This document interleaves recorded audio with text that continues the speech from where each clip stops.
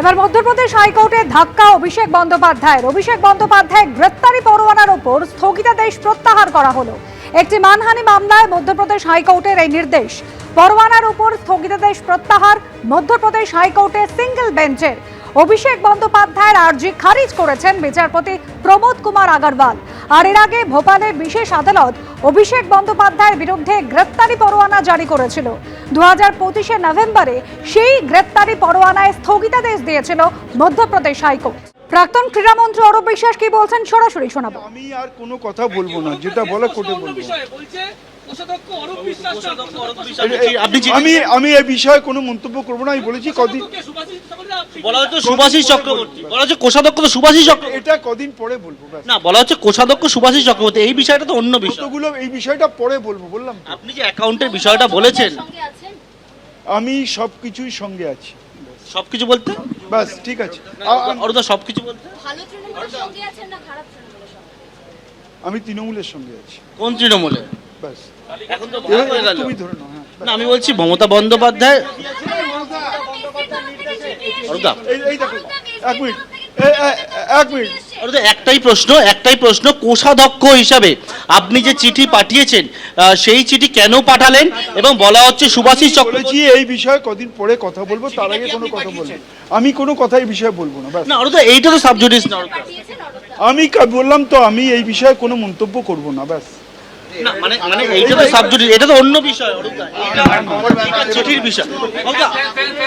অরুদা যে বিষয় জানতে চাইছি একটাই বিষয়, এই কোষাধ্যক্ষর বিষয়টি। আর কোনো বিষয় না। কিভাবে হলো? কদিন পরে বলবো। ব্যাস।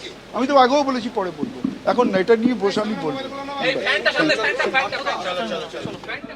কালীঘাটে ফের সিআইডির তদন্তকারী আধিকারিকরা। এবার মমতা বন্দ্যোপাধ্যায়ের আত্মীয়ের বাড়িতে পৌঁছে গেল সিআইডির টিম।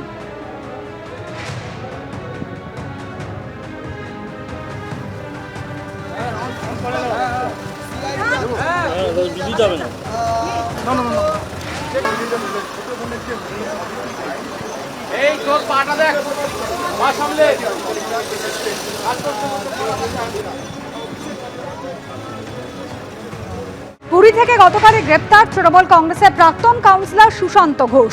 তাকে আজ সকালে আনা হয় লালবাজারে। লালবাজার থেকে আলিপুর আদালতে তোলা হলো সুশান্ত ঘোষকে। গতকালই ওড়িশার পুরীতে কলকাতা পুলিশের স্পেশাল টাস্ক ফোর্সের হাতে ধরা পড়েন সুশান্ত ঘোষ। নিজের মোবাইল ফোন বন্ধ রেখে পরিবারকে মুম্বাই পাঠিয়ে দিয়েছিলেন তৃণমূলের প্রাক্তন এই কাউন্সিলর। পুরী থেকে ভুবনেশ্বরে চলে যাওয়ার চেষ্টাও করেছিলেন তিনি, দাবি এসটিএফের। তার আগেই কলকাতা পুরসভার 12 নম্বর বোরোর প্রাক্তন চেয়ারম্যানকে গ্রেফতার করল পুলিশ। তার বিরুদ্ধে আনন্দপুর থানায় তোলাবাজির অভিযোগ জানিয়েছিলেন এক হকার। সেই অভিযোগের প্রেক্ষিতে এফআইআর দায়ের। সেই এফআইআরের ভিত্তিতেই পুরী থেকে পাকড়াও করা হয় সুশান্ত ঘোষকে।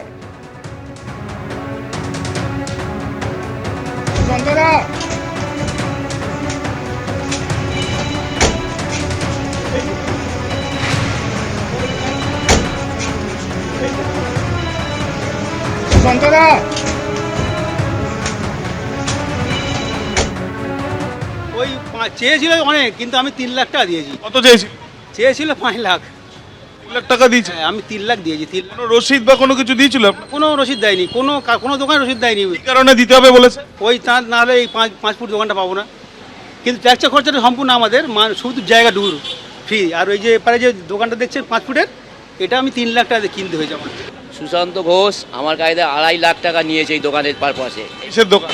এই যে এই মাছের দোকান। কেন?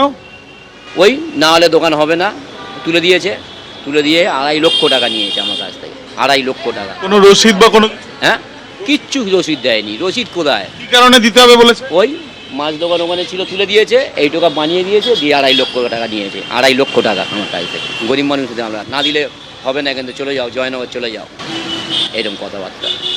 আমরা গরিব লোক, অসহায় পড়ে গেছি, যদি আমাদের টাকা ফেরত দেয় আমরা খুব উপকার হই। এবার আগাম জামিনের আবেদন জানিয়েছেন বিদায়ী তৃণমূল কাউন্সিলর অনন্যা বন্দ্যোপাধ্যায়।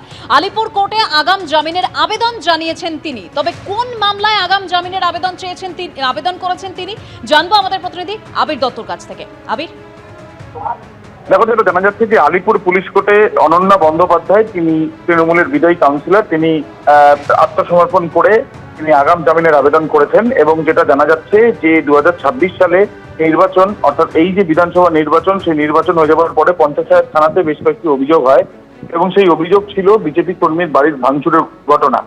সেই ঘটনার পরিপ্রেক্ষিতে যে অভিযোগ হয়, সেই অভিযোগের পরিপ্রেক্ষিতেই তিনি কিন্তু এই আগাম জামিনের আবেদন করতে আলিপুর আদালতে এসেছেন এবং এই যে আলিপুর আদালতে তিনি এসেছেন, সেই আদালতে এসে মূলত এই 2026 সালে পঞ্চায়েত থানাতে যে অভিযোগ হয়েছিল, সেখানে তৃণমূল কংগ্রেসের দুষ্কৃতীদের বিরুদ্ধে অভিযোগ ছিল এবং যে অভিযোগ ছিল যে অনন্যা বন্দ্যোপাধ্যায়ের অনুগামীরা তারা এই ঘটনা ঘটিয়েছে। এই পরিপ্রেক্ষিতে যে অভিযোগ করেন বিজেপি কর্মী সমর্থকেরা, সেই ঘটনার সম্পর্কিত তাকে তিনি কিন্তু বিষয়ে তিনি আগাম জামিন জানাতে আত্মসমর্পণ করেছেন এবং আগাম জামিনের আবেদন করছেন আলিপুর আদালতে, এসিজেএম কোর্টে। ধন্যবাদ আবির। মেসি কাণ্ডে 3 বার নোটিশের পর অবশেষে হাজিরা দিলেন প্রাক্তন ক্রীড়ামন্ত্রী। সকাল 9:55 নাগাদ বিধাননগর দক্ষিণ থানায় হাজিরা দিলেন অরূপ বিশ্বাস। 3 ঘন্টা ধরে জিজ্ঞাসাবাদ করা হয় তাকে। 22 জুন ফের তলব করা হয়েছে অরূপ বিশ্বাসকে। যুব ভারতীতে বিশৃঙ্খলার জন্য অরূপ বিশ্বাসকেই দায়ী করে গতকালই ইমেল করে মেসির টিম, দাবি করেন শতদ্র দত্ত। বিধাননগর কমিশনারেটে এই ইমেল করা হয়েছে বলে দাবি করেছিলেন শতদ্র দত্ত।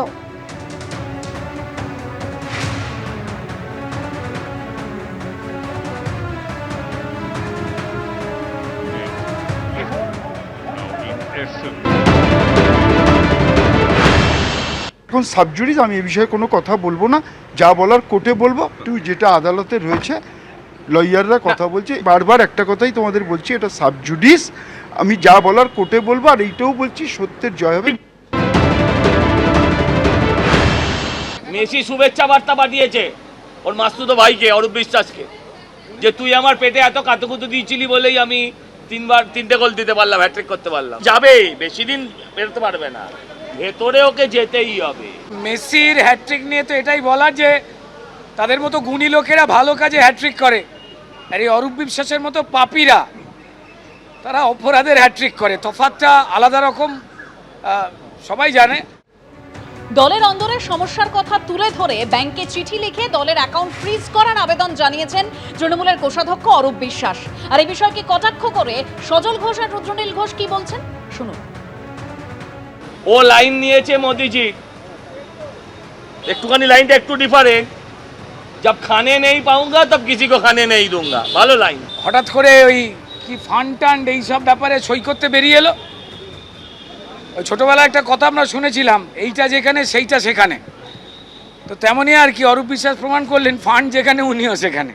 এইচডিএফসি ব্যাংকের সেন্ট্রাল প্লাজা শাখায় চিঠি লিখে সর্বভারতীয় তৃণমূল কংগ্রেসের অ্যাকাউন্ট ফ্রিজ করার জন্য আবেদন জানালেন তৃণমূলের কোষাধ্যক্ষ অরূপ বিশ্বাস।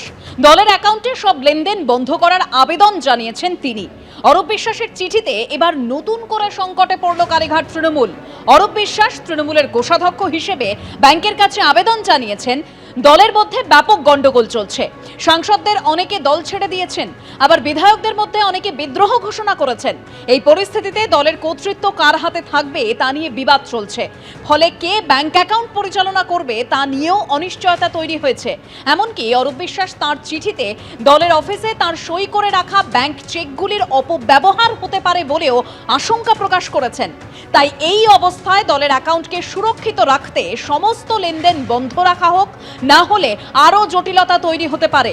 ফলে যতক্ষণ দলের মধ্যেকার সমস্যার সমাধান না হচ্ছে ততক্ষণ পর্যন্ত সব ধরনের লেনদেন বন্ধ রাখার আবেদন তিনি ব্যাংক কর্তৃপক্ষের কাছে জানিয়েছেন।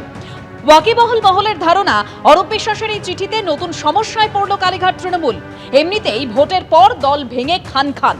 মমতা বন্দ্যোপাধ্যায়, অভিষেক বন্দ্যোপাধ্যায় নেতৃত্ব দলের মধ্যে চ্যালেঞ্জের মুখে। তার উপর এবার কয়েকশো কোটি টাকা তহবিল নিয়েও তৈরি হলো নতুন সংকট।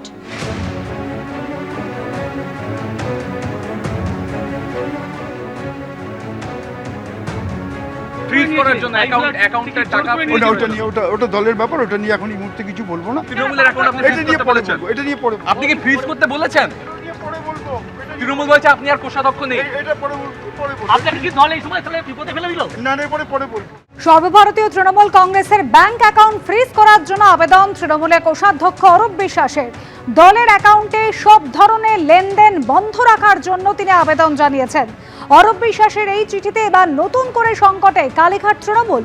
অরূপ বিশ্বাস তিনি তৃণমূলের কোষাধ্যক্ষ হিসেবে ব্যাংকের কাছে আবেদন জানিয়েছেন যে দলের মধ্যে গন্ডগোল হচ্ছে, অনেক সাংসদ তারা দল ছেড়ে দিয়েছেন, বিধায়কদের মধ্যে অনেকেই বিদ্রোহ ঘোষণা করছেন। আর এই পরিস্থিতিতে দলের কর্তৃত্ব কার হাতে থাকবে তা নিয়ে যখন বিবাদ চলছে, কে ব্যাংক অ্যাকাউন্ট পরিচালনা করবেন তা নিয়ে অনিশ্চয়তা তৈরি হয়েছে। অরূপ বিশ্বাস তার চিঠিতে দলের অফিসে তার সই করে রাখা ব্যাংক চেকগুলির অপব্যবহার হতে পারে বলেও আশঙ্কা প্রকাশ করেছেন। দলের অ্যাকাউন্টকে সুরক্ষিত রাখতে সমস্ত লেনদেন বন্ধ রাখা হোক, না হলে আরও জটিলতা তৈরি হতে পারে। ফলে যতক্ষণ দলের মধ্যেকার সমস্যার সমাধান না হচ্ছে ততক্ষণ পর্যন্ত সব ধরনের লেনদেন বন্ধ রাখার আবেদন তিনি ব্যাংক কর্তৃপক্ষের কাছে জানিয়েছেন।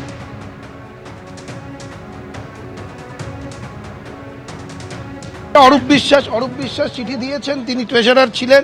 তিনি মনে করেছেন যে এই চিঠিটা না দিলে হয়তো যে অ্যাকাউন্টটি তৃণমূল কংগ্রেসের রয়েছে সেটাতেও কিছু অনিয়ম হতে পারে, সেটাকে ভেবেই হয়তো তিনি চিঠি দিয়েছেন। এর বাইরে আমার কিছু বলার নেই, কারণ সেটা তিনি চিঠি দিয়েছেন ট্রেজারার হিসেবে, এটার উত্তর তিনিই ভালো দিতে পারবেন। কোন তৃণমূল কংগ্রেসের কথা বলছি?